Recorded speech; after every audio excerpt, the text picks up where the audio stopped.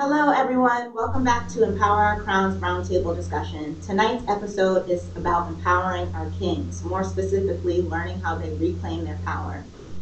As I say every episode, I just want us to know that this is a safe space, and whatever questions I ask, I want you to be raw, but know that you can pass if you want to. Is that clear?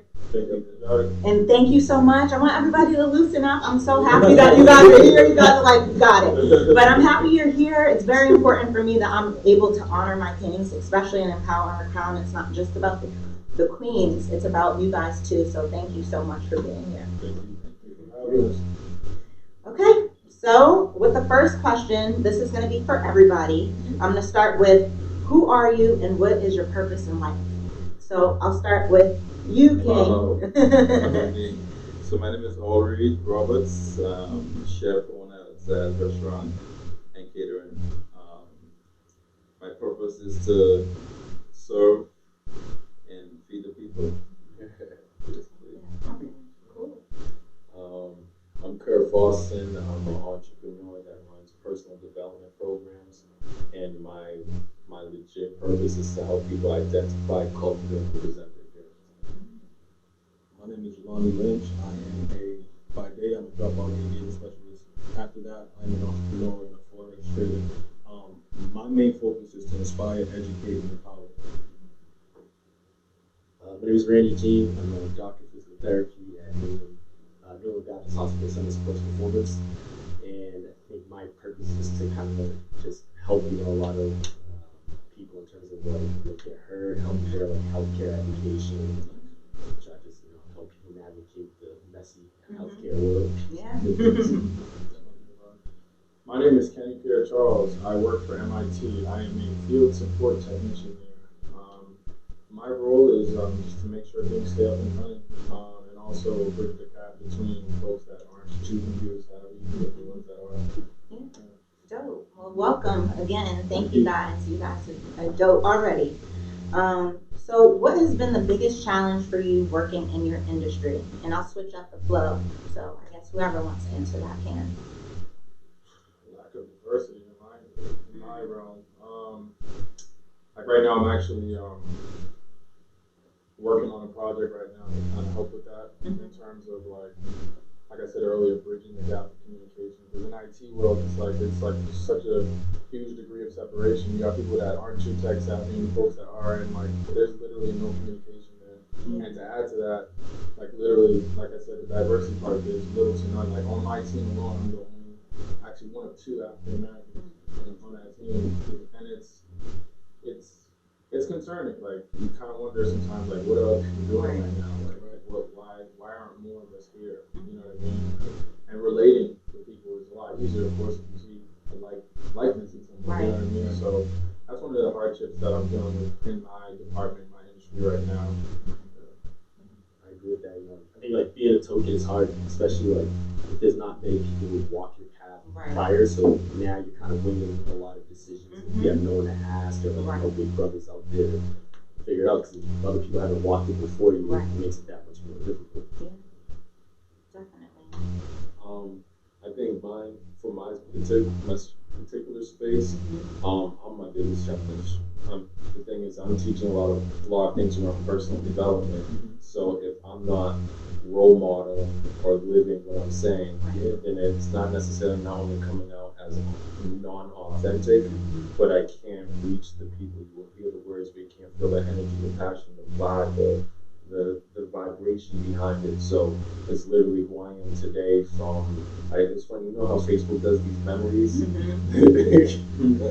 They pulled up a Facebook memory from 6 years ago, and I was like reminiscing of the person I was 6 years ago. Was legit. You remember back in the day? Right, the person I was from 6 years ago to now is like two different human beings, and it's that constant challenging my mindset, challenging the circles I'm around, challenging the conversation, what I feed my mind, and things like that. So definitely. I think for me, the restaurant industry in itself is a tough industry. So the failure to success rate is like almost like mid 70%. So normally that's within that itself, that's a challenge to even stay open over 3 years. So So I think it's just building a brand, people to get to know you. That's also like marketing and stuff. That's a huge stepping stone as well. But for the most part, just getting your name out there, people get to trust your product. People trust that you'll be persistent at the product. You know what I'm saying? So brand building and consistency. I'm not gonna act like you're not the sad guy too.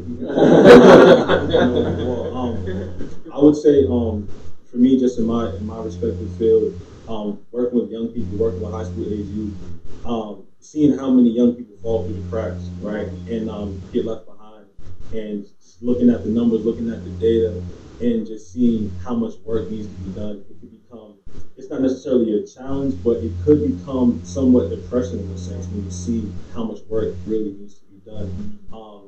That is a challenge within itself because you know there's more work to do, right? But I feel like that's something that in my work I always do reflect on, like, wow, yeah, I reached out to this one, I got this one back in school, or we were able to make contact, but it's still a million more, right? And that's what I feel like is a challenge when I think of it. Yeah. Well, thank you guys for that. What has been the biggest success? I know we spoke about the challenges, but you guys have reached levels of power that are just amazing, you know, and empowering to other kings. I want to hear about your success. Like, what are the successes of your power? I think I go first. I think I've been there for 7 years in Hyde Park. Thankfully, long 7 years, and I've met some really like influential, powerful people because of that platform. But like a lot of people I've met, and I feel like that's most to me. Aside from we donate stuff to different charities and stuff like that, which is always one of my callings in serving areas.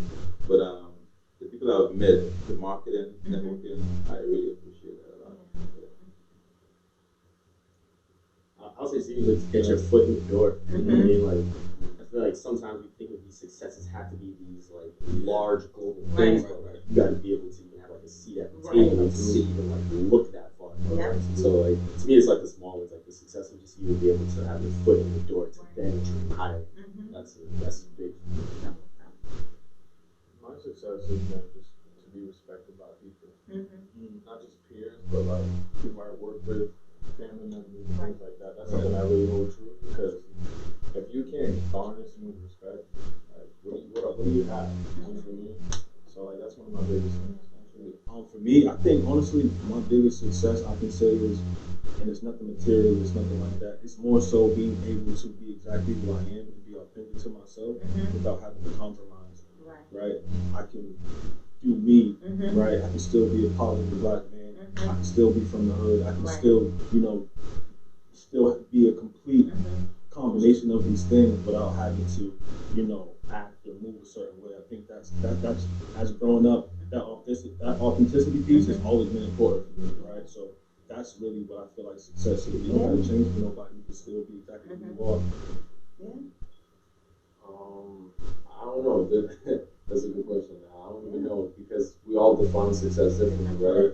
Some people might define it as material good. Some people might define it as a purpose in life. So we all have a different definition of success, and I know mine has to do with kind of both. So on one end, what's successful to me is being able to be a full-time entrepreneur and take care of my son. And knowing that he's going to be a better version of me while making sure the standards as high as hell. You dig what I'm saying? Like you feel me? So that's super successful to me. That's a genuine, that's love right there.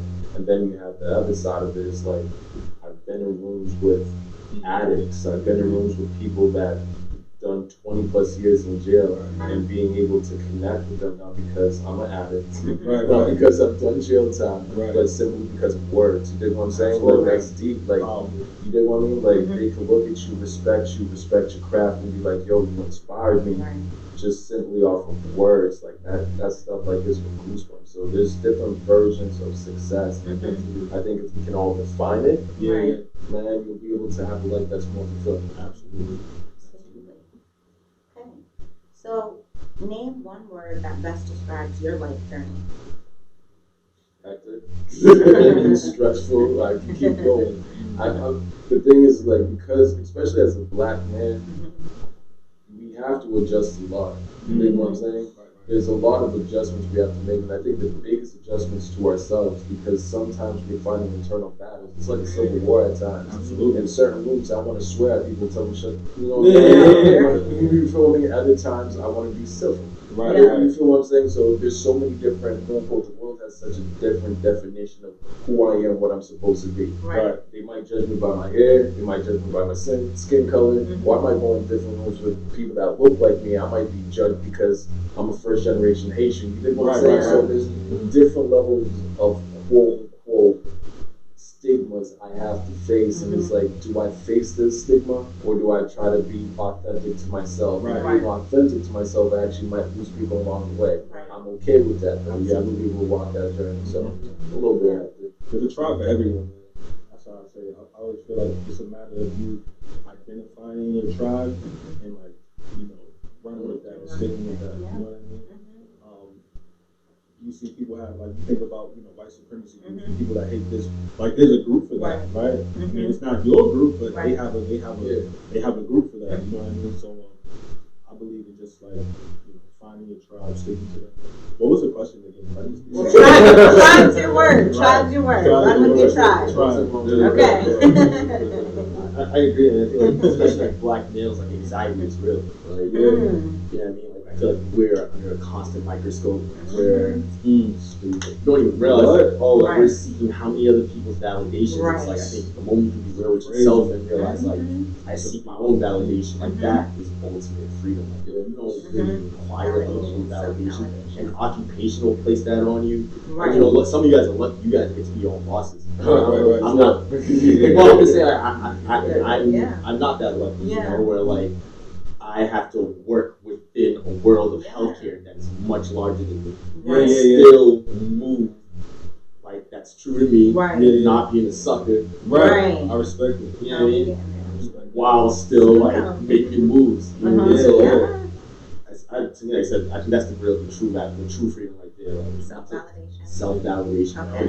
Other people's validation ain't gonna make me happy. I was gonna be sitting in my bed looking like, damn, am I a sucker? No,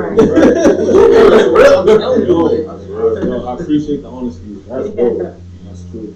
So I can move on to the next question unless you guys want to answer that.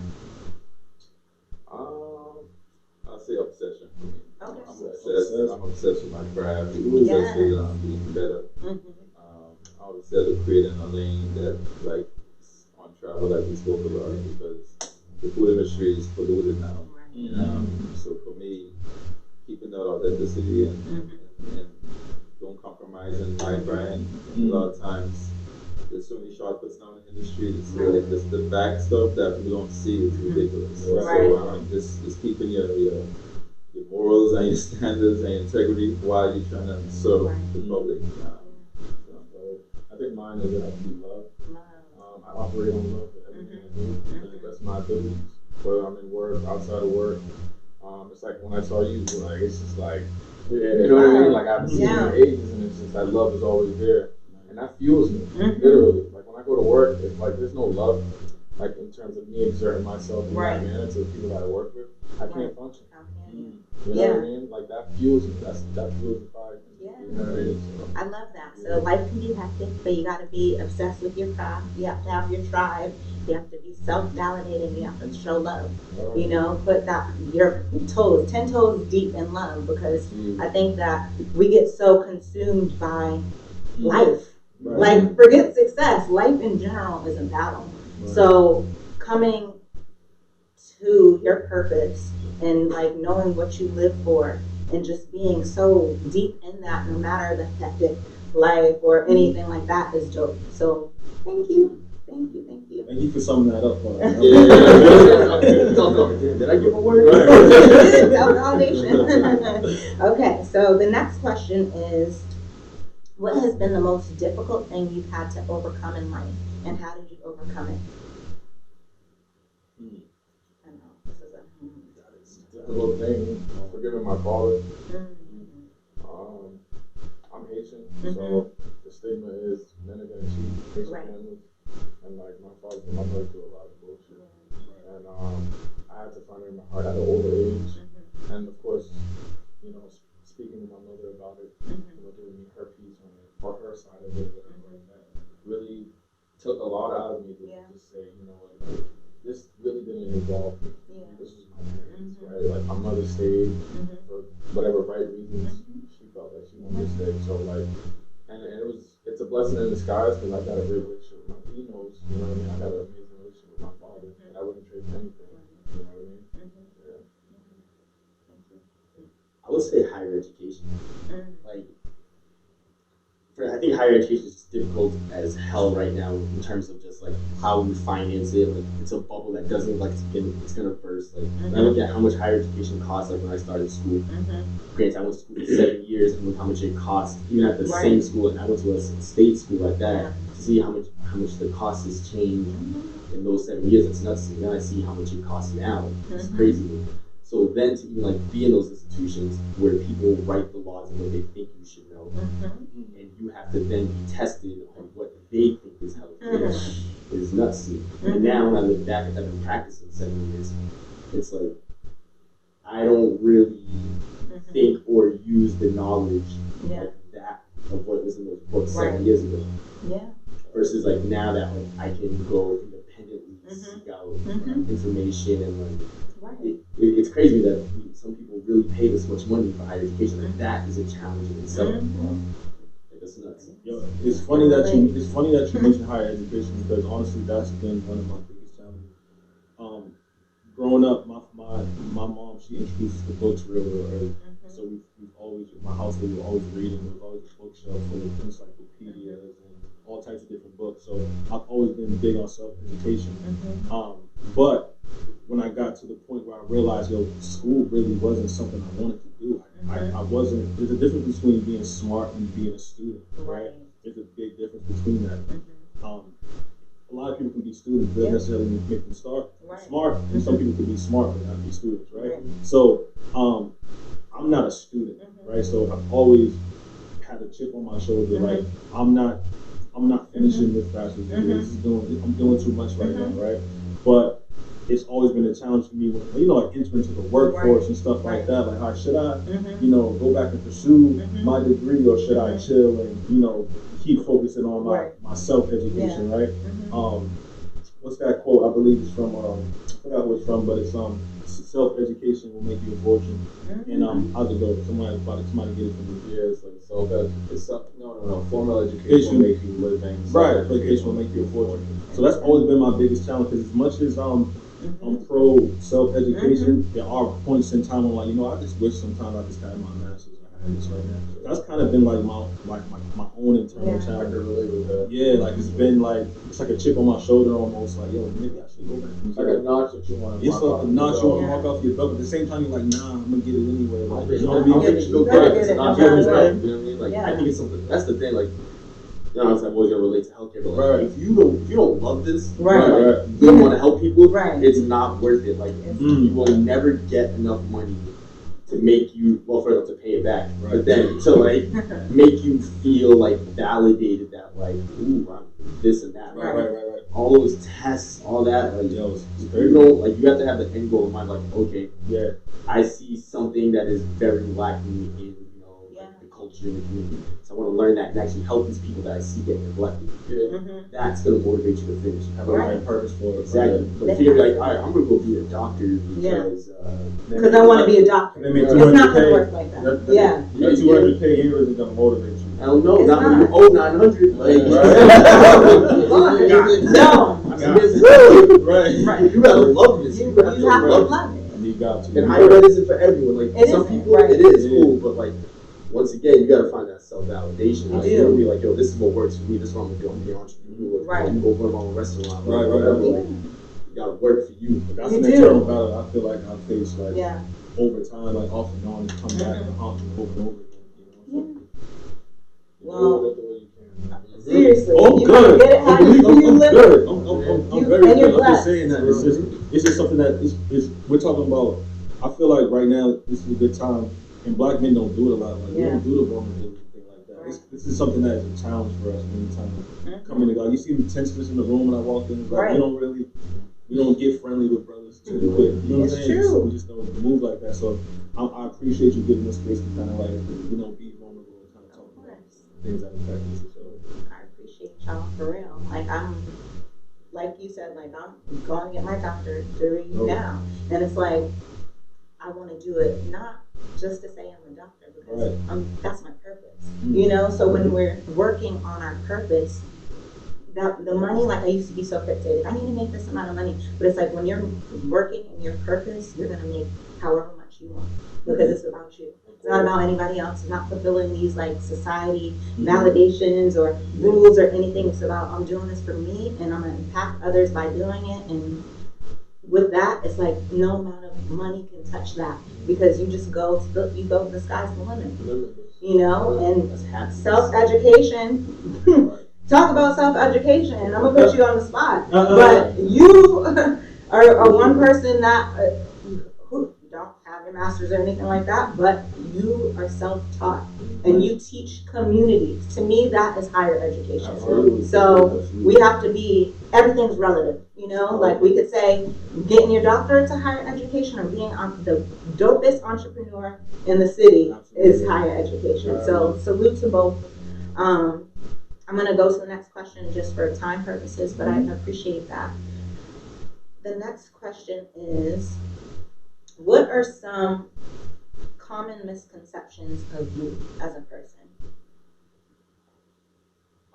Being a motivational speaker, people think I'm always happy. Like, shut the hell up, I'm not happy all the time. The stage don't talk to me, don't move down, don't talk, leave me alone. I'm a human being, so many times they're like, oh, you're not smiling. Yeah, I'm not. Exactly. I think, so I hate, like, not to go off on a rant, but I hate the motivational speaker industry. It's very cliche, very saturated, as my man just said. It's very saturated, so people have a stereotype of what they're supposed to look like, what they're supposed to sound like, what's their educational credentials supposed to be, and I'm literally trying to reshape all of that at once. And there's a quote up there that says first there will be the imitators per se, but usually depending on their level of success, they might be slaughtered per se. You know what I'm saying? Because they're going out there for a cause. So I'm trying to not teach motivation. I'm trying to teach emotional intelligence. So we're Haitian, so I can go all day about the lack of emotional intelligence in our community. I could talk about entrepreneurship and say, due to emotional intelligence, individuals who are highly successful or lack thereof made them least successful. I can talk about students. The reason why they're dropping out is usually not because of logic, it's because they feel some type of way. Right. You know what I'm saying? Very And true. we keep going to healthcare because my background used to be in healthcare. A lot of the top rated reasons why people are going to doctor's office are stress-related matters, which is an emotion. So emotions are just literally linked up to everything that we're doing in life. So I think that's a huge misconception. It's like, oh, he's motivational. I'm like, no, take the real word, motive. You have to have a motive, which means a purpose. It means it's so much deeper than the idea of emotions, but we operate off emotion. So let's kind of teach that. Yeah. Didn't even go off like that, my fault. Okay. Now go off. Go off, King. My fault. I'm speaking, so you can't give me the money. One misconception about me, people always tell me that they think I'm like super duper serious. I don't know what it is, but people always, I didn't know I could joke at you like that. I thought you were like serious. You did seem how serious. I just You're right.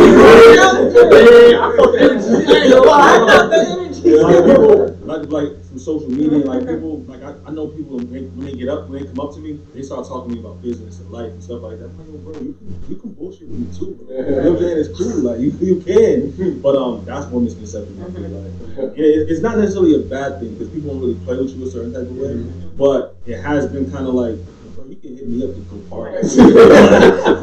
Like you don't gotta call me for business advice all the time. It could be something else too, bro. Like, you know, that's what it is. That's funny. Okay. It'll come to you tonight.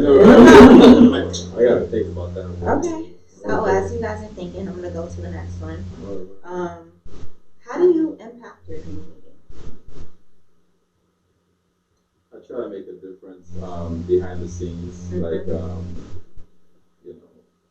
I did this thing last week with some kids. They're like 8 to 12-year-old kids.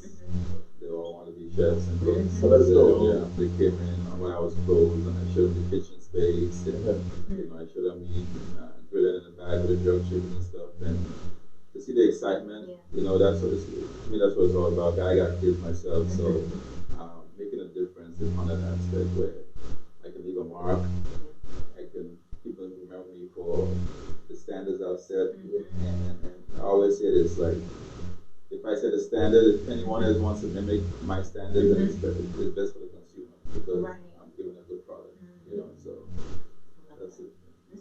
It's actually a different product, so I don't know what you put it. Seriously. I want a reward system as guys. You always need that. Impact in your community. I don't know. I think impact can be measured different ways. You know what I'm saying? Me not going off on someone is impacting my community because I might fit into a stereotype, and it might lead to different things. But what I've been trying to do lately is not really work with the kids as much as I used to. I'm not saying I don't care for the kids, but I don't care to work with the kids as much right now, and really focusing on adults, because the idea is that kids are the future, but we're the present, and you can pour so much into the future, but the present's kind of fucking it up. You know what I'm saying? Like, that's true. It's one thing. True. I've spoken to kids, and I'm worried that this hour session is not doing shit for them because they're going back home to an environment or a household that's going to pour right back out of them. Complete opposite of what you just did. Right. You feel what I'm saying? So it's like challenges. It's like, Kurt, you are right about this, but my mom is about to do that. Tell me about this. I'm like, shit, you know what? You're right. So now I'm like trying to impact the community by honestly start talking to kids. I want to focus and have real life conversations, whether it's with men, women, people our age, above, and consistently develop these programs and contract with organizations that allow me the platform to take people from point A to point Z. That's dope, because that's very contrary to how people think about it. It's always about what's going to the children, going to the children. But it's like, what about the adults that are basically controlling the environment? Yeah, that's crazy. I never seen a frame like that. That's interesting. That's an interesting perspective, for sure. Interesting perspective. Back to your question. I'm gonna go to the next question. She's all moving on. Gotta keep it moving. I got you. Okay, so this might go on somebody's block, but I'm going there. So black men have historically been told not to show emotions because it's weak, or y'all are gonna be labeled a sucker, or not a real man and not strong enough. Do you believe in showing emotions? And if so, how do you show them? I think I do now. Like, it's just funny, this topic, just because like me and him talk about it all the time. We always kind of talk about like when we first met, I really like this dude. But only because I love this dude and he's my best friend. But like, especially like a Haitian household, like especially like when you're first generation, like I remember like a quote from my mother's the greatest person in the world, so this is a quote is not her, but she just say like, yo, don't be scared. Right? Oh wow. But like she she grew up in a different era, and she almost, it's like she knew what like the hardships of a black man would be. Right? So like I don't think she would make a quote like that in terms of like feeling like she was right or wrong. She was just did the best of what she has.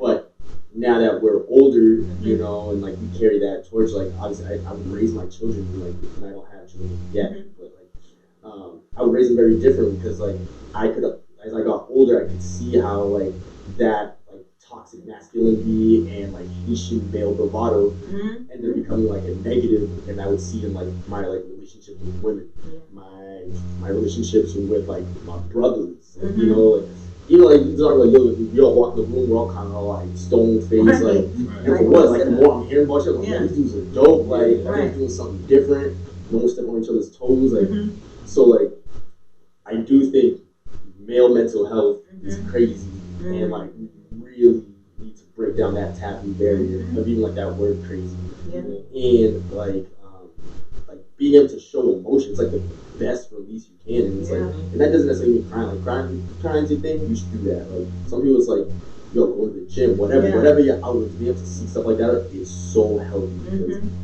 nobody's talking about like suicide rates and like society as Black as we go. Yeah. So I think it's huge. We need to knock down that barrier fast. Quick. Yeah. I mean, Black men, if you look at statistics, Black men are the least successful out of all demographics, right? Black men are the least successful. They actually go to jail the highest, commit quote-unquote violent crimes the highest. They're suspended from school the most. Like, there's a lot of different controversies about that. But we have been programmed in different ways that we're supposed to act, be, and talk a certain way, which results in suppression to a lot of emotions that we feel. And then there's a disconnect with our own identity of who we are and what we feel, and then how do we act, you feel what I'm saying? So I think different ways of just being able to just be honest and have this conversation is huge. You know what I'm saying? It's just huge. Running men's group, and it's just crazy because I'm talking to dudes that are like twice my age, but due to emotional trauma that they faced and the lack of lack of expression, I'm talking to a 6-year-old man, but I'm really talking to the 14-year-old version of himself because his growth just stopped due to something that happened he could not release, and now we're having real life conversations back when he was 14 years old. Now I'm looking at the little kid just come out of him like, yo, that shit's real because we don't have a platform where we can just cry, laugh, just connect, not feel like all of our defense mechanisms are when we go in the room. I'm like that. Everywhere I go, I'm just analyzing like, yo, who's that? You know what I'm saying? It's a safe here, you know, but it doesn't need to be that way. Yeah, I think, so I'll be 40 in October, right?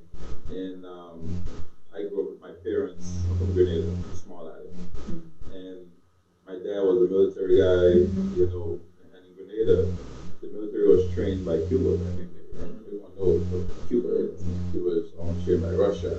So it's like a lot of like, you know, tough, you know, and all this thing. And not until recently, like this quote, like when you know better, you do better.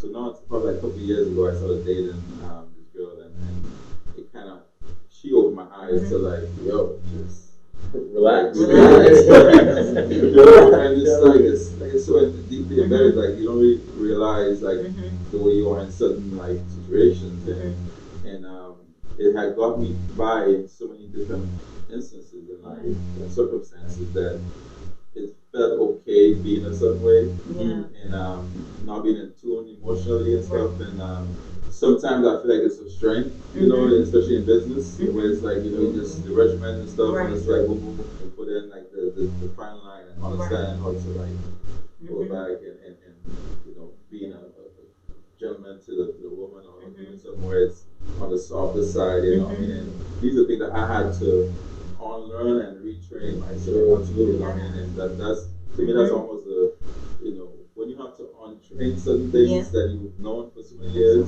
that makes it harder to tap in and change that. I feel like so many of the things that we have that are quote unquote hard in our community is it's such soft behavior when you think about it. Like when you think about when you see two males walking down the street grilling each other and stuff like that, when they can simply just say, "What's up, how you doing?"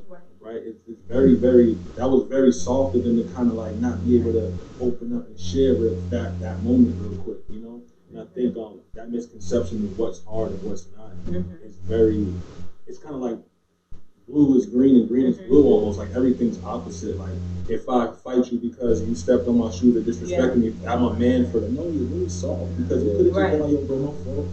That's it. Use your words. You could have handled it.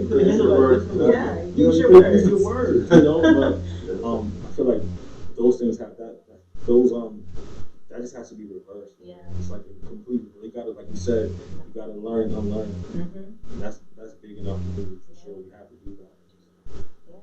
You gotta unpack to repack. Right. You know, I think especially with Black men. I even see in my dad and my brother, like, they're just so, like, you don't have to be that tough. You tell me you love me. You know, like, give me a hug. And they're like, yeah. No, for real, because it's important. If we know how to control our emotions, we can control anything. You know, because the emotions, how you feel, like you said, if you know better, you do better. What I say is, if you feel good, you do good. So the better you feel inside and the more able you are to have like control over your emotions, you can control anything, because the mind and the body is powerful. Everything you do starts with how you're thinking, and how you're thinking affects how you're speaking, how you're moving. So we have to learn that. We have to, I preach it to the queens, but I'm saying it to my kings too, especially to you guys, because you guys are taught to be hard. And this world's already hard. So it's like sometimes you gotta soften up so people can reach you on a different level. Like, no, I can be a boss and talk about my emotions. What was interesting? Not to jump too deep. You guys ever heard of the failure to thrive syndrome? So basically, it's a syndrome. Basically, a child when they have like volunteers at the hospitals to help cater the little babies and nurture them, and there's the theory is that a child will fail to thrive if they don't have that human touch, that human connection. And I've been realizing, and I've been trying to do little deep studies into it because I'm practicing speaking and all that.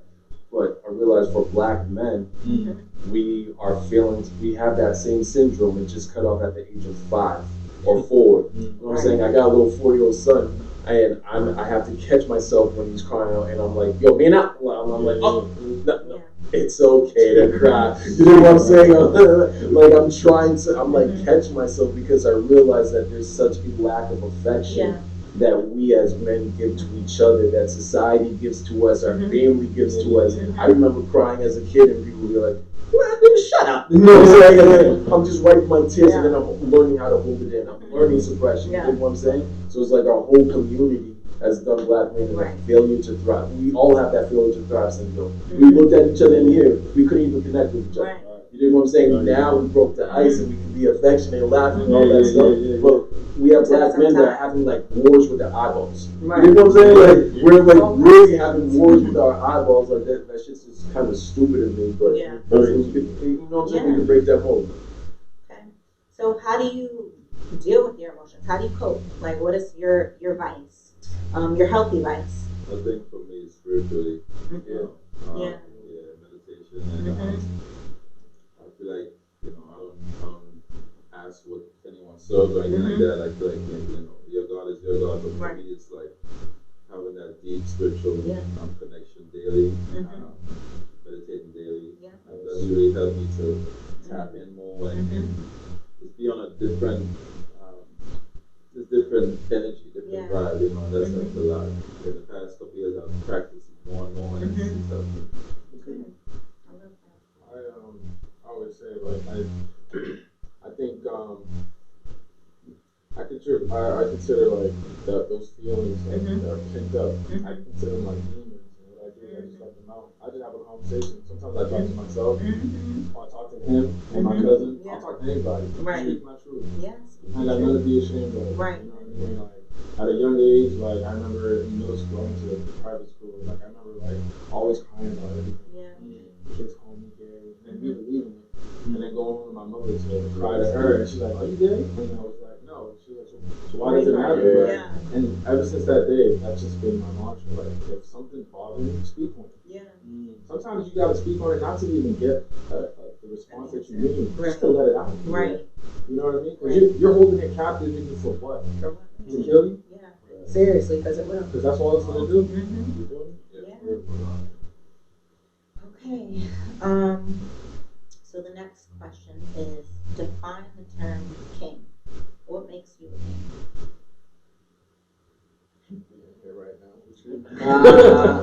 There's a lot of things that we kind of said already. Not requiring anyone else's validation. Being able to speak and live your truths.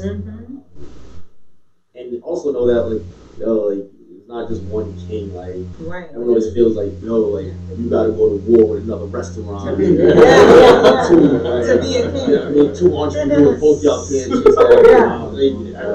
I think that's the thing. I think, like I said, that is the true freedom. When you can be yourself, talk about yourself, and really live your truth. What can stop you at that point? We can stop you at that point. People just say what they want. You know what I mean? So I love that. Y'all brothers are special, for real. For real. Brothers.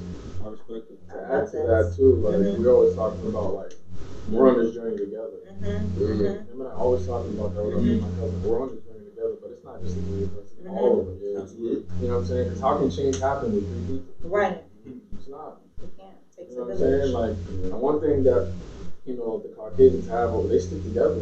They do. At the end of the day, I can from Hyde Park to Cambridge every day, every afternoon, and I see it. They band together. They band together, but us, we're scattered. Right. Very crab in the barrel. You know what I'm saying? That's almost even like cyclically.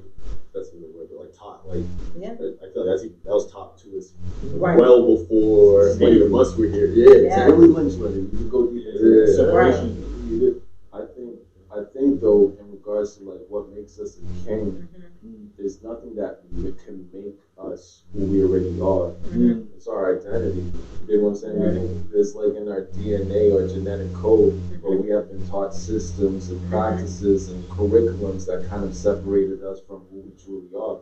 I think there's nothing that made me a king outside of my birth. You know what I'm saying? Like it's my birthmark to be who I am and how I walk and how I talk. There's nothing I can do. I could be a king here, or I could be a king. I just haven't recognized my crown yet. You dig what I'm saying? Like I think we all were born that way. We all were born to be great. It's just how we found what our greatness is and what that path of greatness is. You dig what I'm saying? So that's how I always felt about that. So what you say, like identity, knowing your purpose, and naturally people follow you. And I feel like that's when you know, like, okay, you just like separated, not in a bad way, but it's more like you have that aura and that thing where people just follow, and that's you feel like, okay, I'm supposed to do something great there, with that, to whom much is given, much is required. I love that. See? Amen. But I love that. It's like it's your birthright. You are called to be somebody, and your power is nobody is you. So for me, you guys are kings. You're kings, and I selected people very intentional. I'm a very intentional person. So I could see kings from different walks of life, but the underlying theme is you're you. You're your authentic self every day. And for me, that is a king. That is someone who just shows up authentically them and loves and impacts naturally because of their aura, because of their vibe, because of just their birthright. Like you showed up and you showed out, and off rip, people are going to follow you. So now I have a question. What is your definition of a queen? And do you need her help to build your empire? The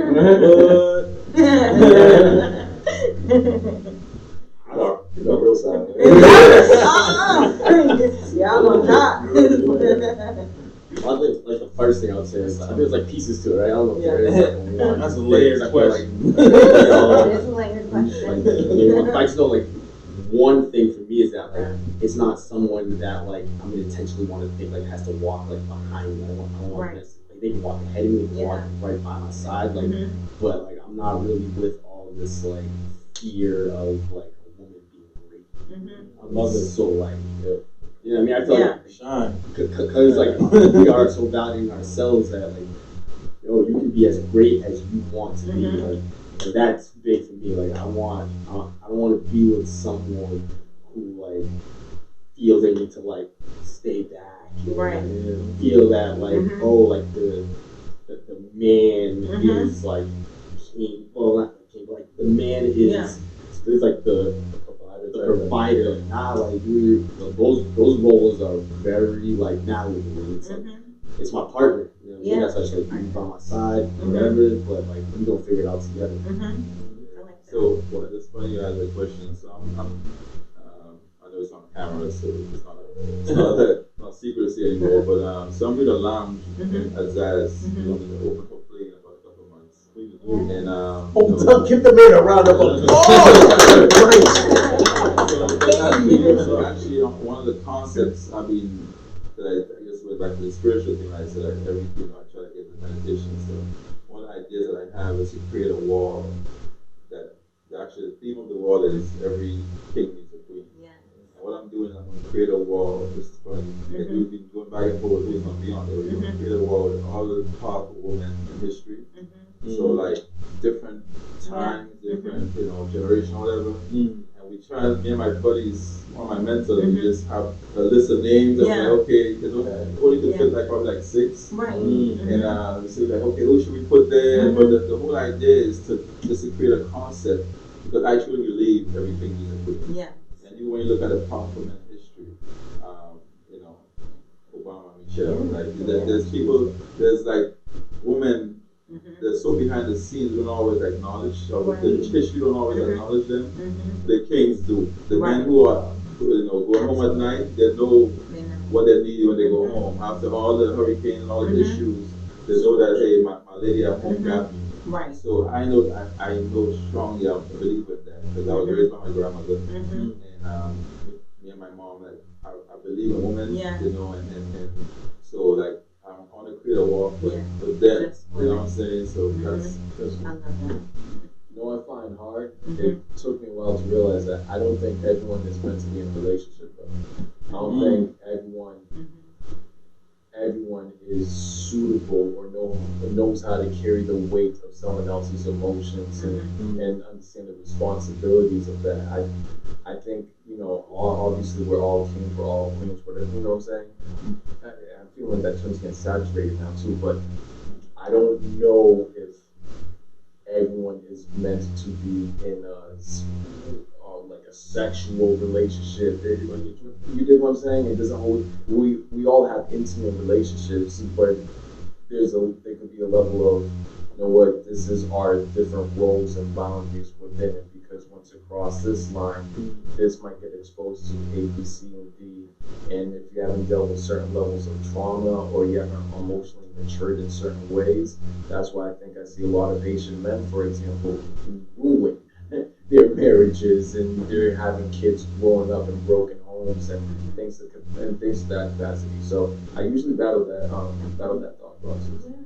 I mean, that's real, and I think that goes back to like the defining a king and defining a queen, what that means for you, because just because you're not maybe apt for a relationship or set up for a relationship doesn't take away your kingdom or your queendom. Like, it doesn't take that away. It just might mean you have a different type. So like, you're still a king or a queen. And I want to, I stress that, and I know it's a saturated term, but for me, when I think about the queen or a king, I just think of the utmost, like, glorified boss, spiritually woke, racially woke, powerfully woke person who literally lives in their truth every single day and shows up for them, and then I pair the two because those two together are unstoppable. Like, you have to work to be those people. So I don't call everyone like, you're king, you're queen. Unfortunately, you have to work for those roles. Just like we have to work to be doctors, we have to work to be entrepreneurs. Those are things that you have to work to be. And you can't use those terms loosely. And I think they're being saturated because everyone wants to be one. But they're not living their truth. They're not speaking their truth. They're one way in front of the camera, and then the other way, they're not that way. So it's really about like consistency and authenticity and really showing up as that person, whether you're in front of people or not. And that is extremely hard. That is extremely hard. And I appreciate you guys talking about that, because I always, I'm always hesitant. Are you okay? Are you really my king? Because like, when I say I'm a queen, I'm 10 toes. Right. I'm a queen, whether I'm talking to YouTube or whether I'm in front of my students or whether I'm in class, wherever I go, I'm seen, So for me, that I have that expectation of my kings. I wouldn't call you guys or invite you here if I thought otherwise. Yeah, I appreciate that. So, my kings, who I love so much, we are gonna wrap this up, but I want to end on something, and this is what I typically do with my students, with my queens and stuff like that. It's the I am challenge. So I'll start, and basically you just say I am, and then one word to describe your power or your love or your truth. So I am queen. I got it. Okay. I am ambition. To the flesh. I am human. I am forgiven. I am perseverance. Oh, shit. I am stuck.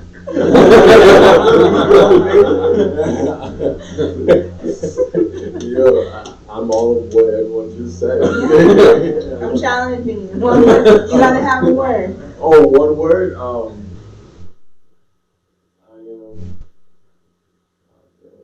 I'm just trying to think of every adjective I can think of.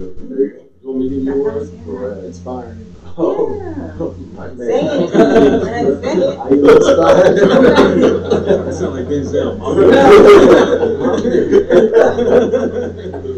I am inspired. Yes, There you go. I love that. And thank you for participating. And thank you for just being in the space with me. Thank you for being present. Thank you for going on a journey of discomfort and stillness and confusion to really just loosening up and just being you. That's what Empower Our Crown is about. It's bringing people together to be their authentic selves, bringing people together as a community to inspire others to be vulnerable, but also be powerful, you know, be strong, but also expose their weakness, you know, and I appreciate you guys. I appreciate you so much. And I hope you guys enjoyed this episode. This is a unique episode. I've never had all men on that episode. So I am excited about that. And I also want you guys to continue to tune in. Follow me on my social media handles, Empower Our Crown on IG, Empower Our Crown on Facebook. I have an event coming up September 21st on stress management for specifically women in power and learning how to navigate our emotions while reclaiming our power. So I hope you guys tune in for next time.